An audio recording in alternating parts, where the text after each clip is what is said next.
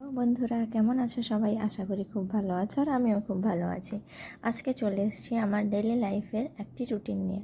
মানে আমি সকাল থেকে উঠে কী করি এটাই। আর আজকে দেখছো আমি স্নান করে চলে এসেছি, তো আমি পুজোটা করতে পারিনি। তার মধ্যেই দেখি যখন গিয়ে মা ঠাকুর পুজোটা দিয়ে দিয়েছে। তো এই যে দেখতে পাচ্ছ ঠাকুরমা জল দিয়ে দিয়েছে। তারপর চলে এলাম, ওয়েদারটা খুব ভালো তাই চলে এলাম একটু বাইরে ঘুরু করতে। আর দেখতেই পাচ্ছ কত সুন্দর মেঘলা ওয়েদার করেছে।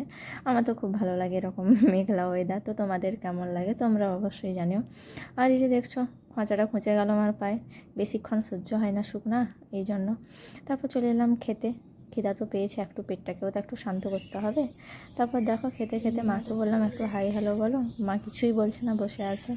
তো চলো, তারপরে চলে গেলাম একটু বাইরে। দেখলাম এই ফুলগুলো, আমাদের এদিকে তো এই ফুলগুলোকে দশতারা নামে বলে, তোমাদের ওদিকে কী বলে অবশ্যই জানিও।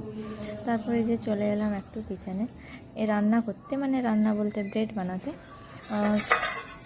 তোমরা ভাবছো কি আমি ব্রেড খাবো? একদমই না, আমি খাবো না। এটা বানাচ্ছি আমি আমার শ্বশুর আর শাশুড়ি মার জন্য।